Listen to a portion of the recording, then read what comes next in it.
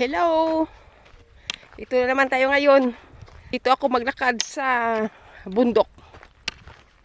Ano to? Nakakapagod yan dito kasi mataas. Paakyat. Kaya may hihingalin talaga ako dito. Ewan ko lang kung mga ilang kilometers doong malakad ko ngayon. Sabado ngayon dito. Walang amo na pumunta. Kaya sandali lang kayo na trabaho ko. Bukas hindi kami magtrabaho. Ang gawin ko bukas maglinis. Ngayon, kahapon pala hindi ako naglakad kasi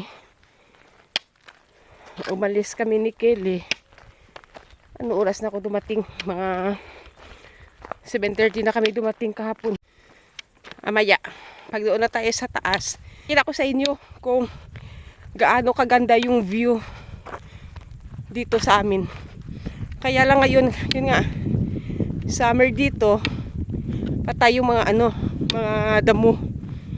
Pero okay lang kasi maganda naman tingnan eh. Nahihingal ako. Kunting lakad pala kasi pakyat eh.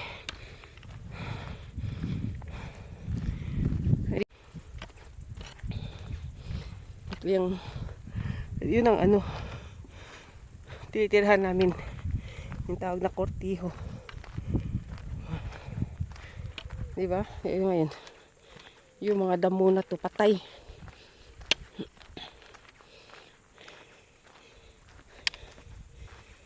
Ito mga puno na to. Yan. Ano to yung tawag dito? Encena. Oak tree. Sa English, oak tree. Tapos ano yan? Edad yan siya abot yan ng 100 years. Yung edad nito ng ng puno. Ito, laki ng puno na to eh. Ito yung kadalasan ng mga puno dito, lalo dito sa bundok. Halos ganyan lahat na ayan oh. Ayan. Tapos yung siya ng may bunga yan siya na maliit. Tawag yan bidyuta. Kinakain ng mga mga baboy dito. Yan na daw pag kinakain ng mga baboy, yan siya yung parang yung karne nila, magandang klase na karne. Parang quality talaga. Yan mapuno na. Kaya ngayon wala pang bunga eh, lang kasi kahulog lang ng mga bulaklak nito. Yeah. Hindi pa nakakaumpisa pa munga. Yan o, kita nila yung views. Ayun, paakyat yan dito.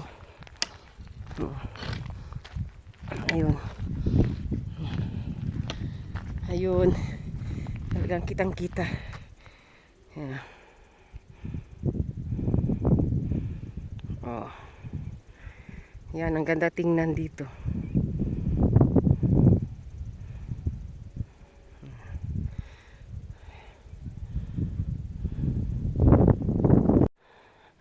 Ayun oh.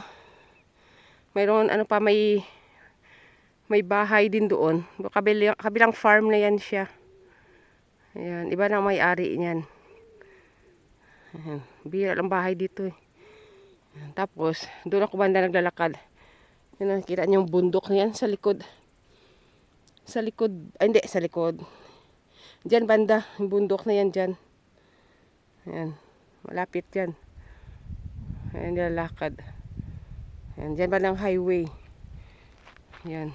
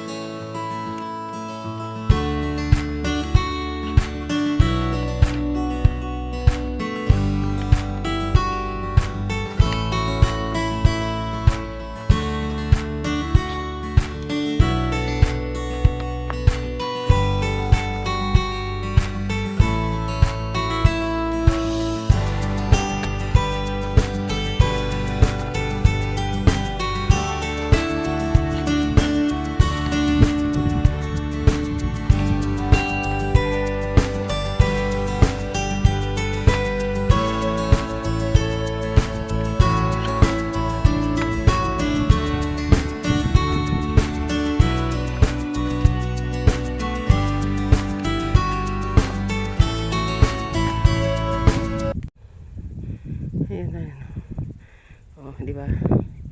Ang ganda. Lalo pag sa gabi, ang ganda tingnan yan kasi ang daming ilaw.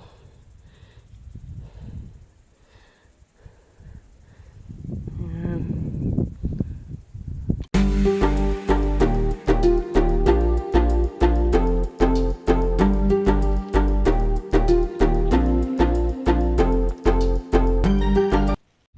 Ayun oh, kitang-kita yung sa likod ko. Yung ang tinitirhan namin, ang ganda ng view. Yan, nasa ano eh, napakataas na ko kasi dito, na mataas na bundok na to. Yan. Kaya lang nakakahingal. Oh, ang ganda. Ayun. Marinig ko pa yung boses ni Bruno. Bruno! Bruno! Bruno! Dinig na rinig dito boses Bruno.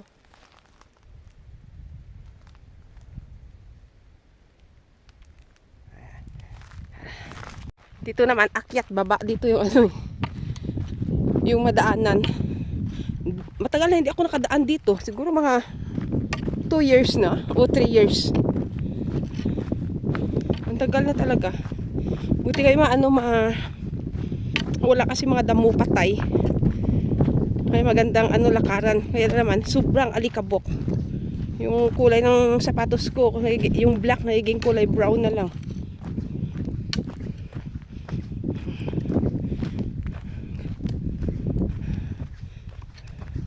Ang dami mga dinato na mga baboy. Yun mga baboy ramo. Dito sila napapahinga kasi sila dito pag sobrang init. Yun na nakakita ko ng para siya Bambi. Malaki na kaya lang tumakbo, hindi ko nakuha ng video agad.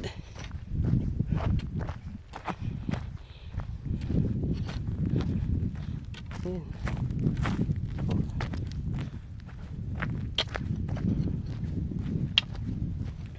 Ayan. Paikot ng bundok talaga. Parang nasa kami.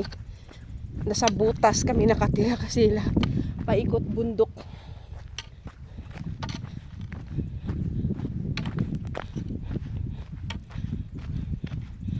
Kaya dito pag maglakad ka o walang delikado dito mga animal na yung yan nga baboy ramo lang naman kasi yung baboy ramo pag nanghahabol yan eh. Lalo na pag may mga anak.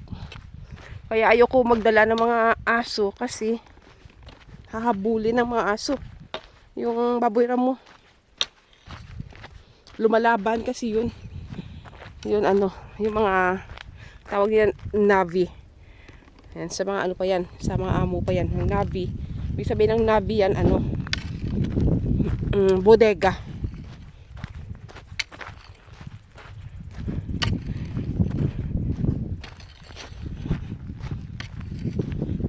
Mamaya baka makita yung view ng bayan. Bro, malayo din dito sa amin, mga kulang-kulang 1 oras siguro.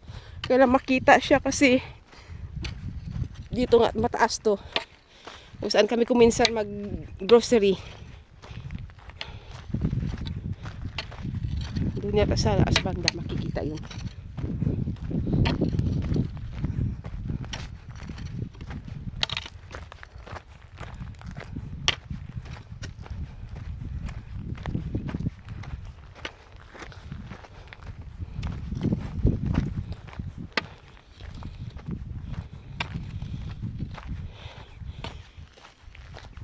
Yun may mga bakat ng sasakyan kasi mga gwardiya nagbibigay dito yan ng mga pagkain ng mga baboy ramo, mga usa. Kaya dumadaan yan siya dito. Pag tag-ulan naman dito madulas, maputik, delikado din sa kanila yan mga sasakyan sa pick up. May pick up siya 4x4 naman.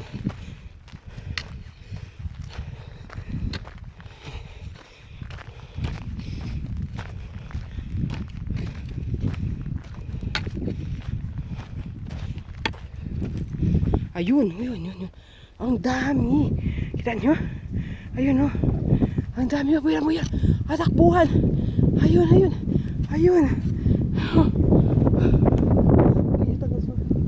Ang dami nila. Aray ko. Pili kabuk.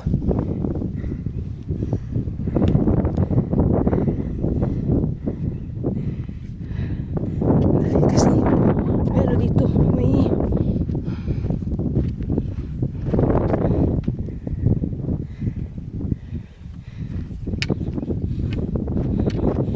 dito yan ano may ano ng feeds nila oh. Kaya dito yan sila kumakain ng mga feeds. Ayan oh. Oh, kita mo kung dinala ko yan yung ano mga aso. Habulin talaga nila yun. Delikado. Ayan oh. Ito yan siya. Yan. Dito yan.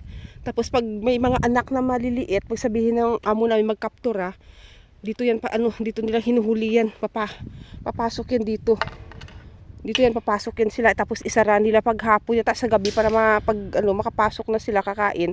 Sa umaga, ano nila, kukunin nila yung mga anak. Tapos ilipat nila naman sa kung saan nila ililipat. Tapos delikado din yan. Ganyan kasi nga sabi nga ni Edgar, dati si Edgar ano, sumamay ganyan. Yung nanguha sila ng ganyan, ng mga maliliit yung mga biik. Ano yan, tumatalon daw yan. Ang taas daw ng talon. Nandyan sila bumaba kanina eh. Ang dami nila kasi may mga anak.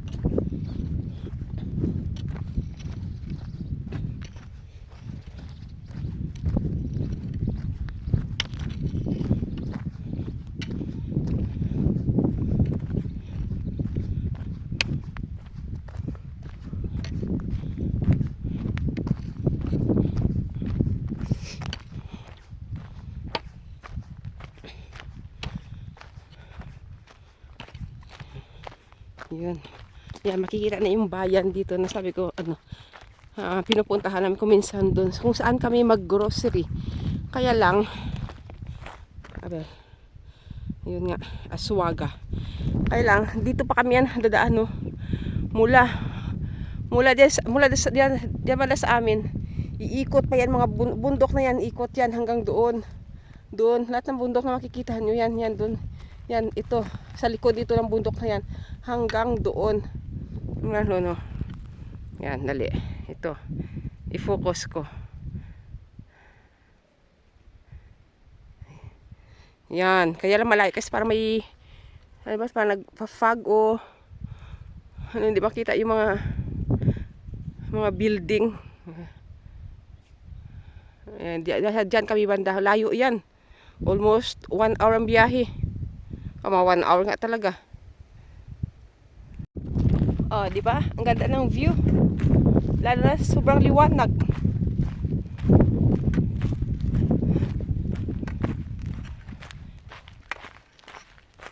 Puro bundok. Uy, lakas ng hangin eh. Buti ngayon nga kasi okay yung temperature, di masyado mainit. Bumaba yun yung temperature ngayon. Yeah. Diba? Ang ganda.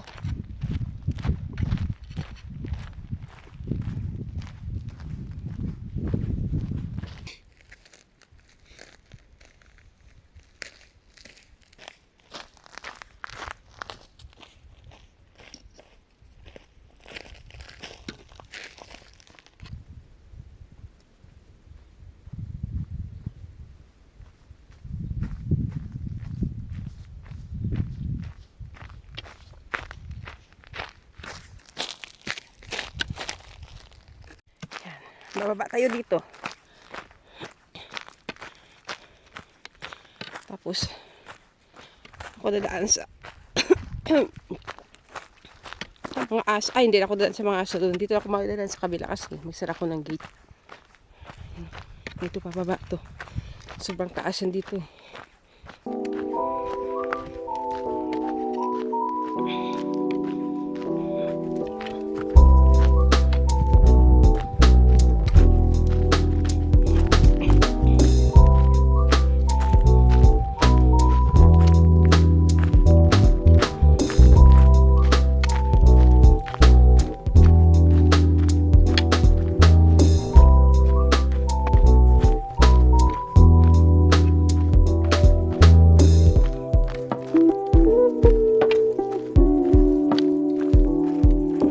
Gabi, pababa. Ang ano, ang tarik. Ah, oh.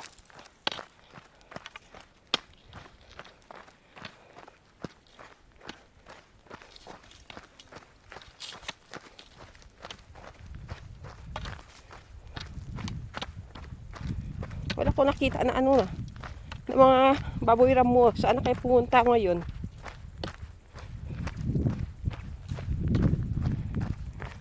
Ayan o, yun ang akyat yan o.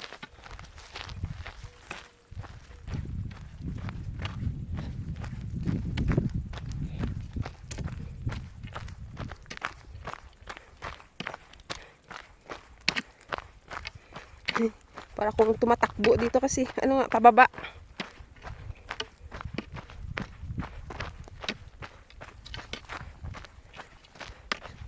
Ayan. Uy. Grabe ang lapad nito ng ano, yung farm ng mga amon. Ang lupa nila, ang lapad nito. Kulang-kulang siguro 4,000 hectares. Kasama yung sa kabila. Mahigit pa. Nakalimutan ko lang kung ilan ang exactly na ano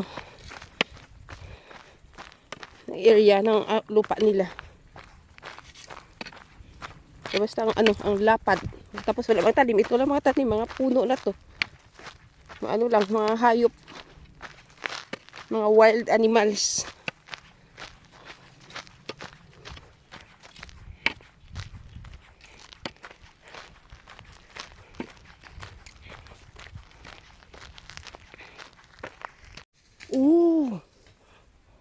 Ang laki. Ay, hindi ko nakuha ng video. Ang laki talaga. Yung ano, yung deer. Tingnan ito. Kasi dito naman, paakyat. Kanina doon, pababa. Ito naman, paakyat. Kaya, dito mas nakakahingal. Ang laki ng bato.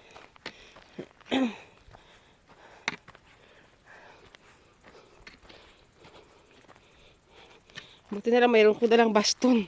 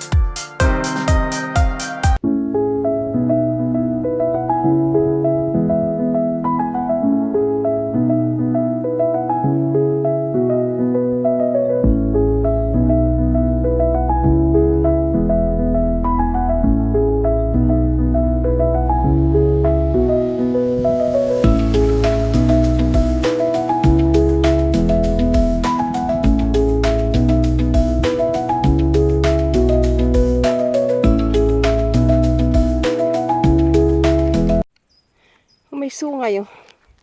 Dalhin ko to. Ayan.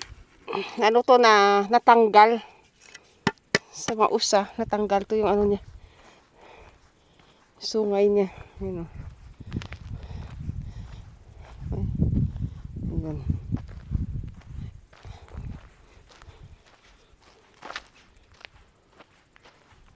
Mayroon yan kuminsan kasi ganito yata ano yan. Natatanggal yung mga ano nila. Mga sungay nila. Nagpapalit.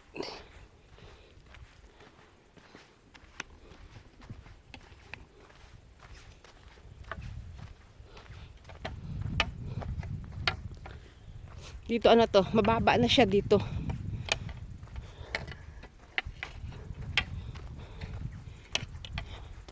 Hindi na to ano, hindi na to mataas na bundok. Pero pababa pa rin to siya. Ayun, ayun. Doon kanina sa tuktok yun doon. Hintay kayo na dumaan.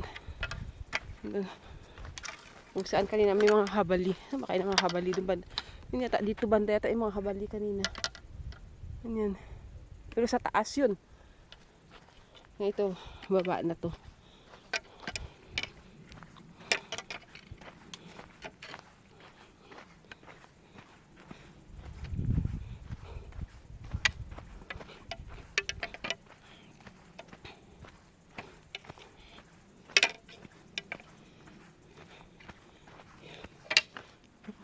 Sa sulit, hindi na ako dadaan dito kasi ko po, yung sapatos ko, ayan, ayan, yung kulay ng medyas ko, puti na naging brown, yan, yung black na shoes ko, ayun, yan ang kulay ko ngayon.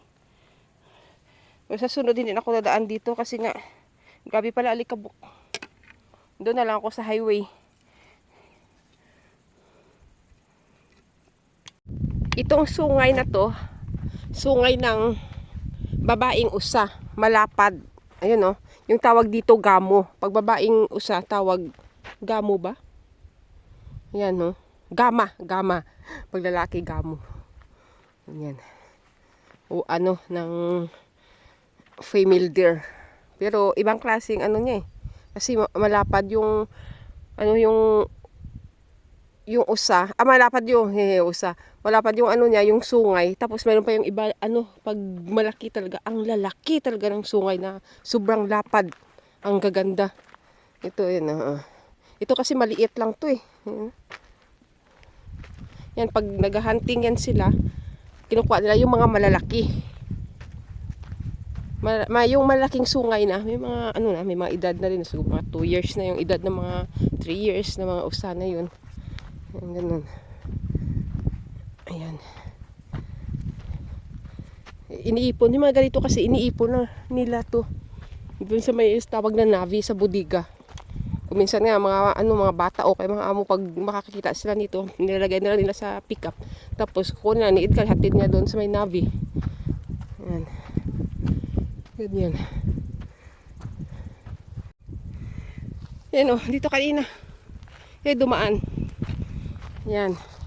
Yan siya, yung paakyat doon. Tapos dito, yung papunta na doon sa amin pababa. Dito ako ngayon dumaan eh. Ayun o. Ayan. Ganun o. Yan, diyan kayo na ako makyat. Paakyat doon. Tapos pagbalik ko, dito ako lumusot. Yan, ngayon. Dito naman, pababa. Papunta na sa amin. Ayan na, nakakahingal. Dadaan muna ako, magsara ng gate, magpadlock. Kasi sigurado hindi pa nakapadlock kasi lumabas kanina yung kasama namin, yung guard. Hindi na yan siya babalik siguro dito. O babalik gabi mamaya pa. Hindi na naman yan ilak, kaya ilak ko na yung gate. Din. Ayun na oh. Ayun na. Diba? Tumatahol yung mga aso. Dito abot ako dito yan dito ko nakuha ng mga wild asparagus. Yan. Doon hanggang doon yan. Hanggang taas. Dito yan. Dito dami dito kasi wild asparagus pagdating ng February, March, April. Mga January pa lang mayroon na yung tubo-tubo. Ang dami yung wild dito asparagus. Gawa naming omelette. Ayun na, oh.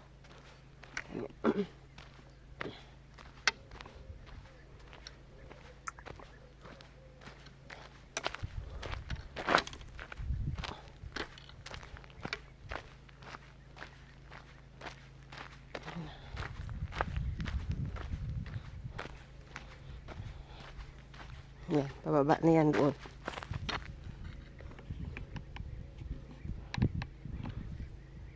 Okay, dito na lang tayo.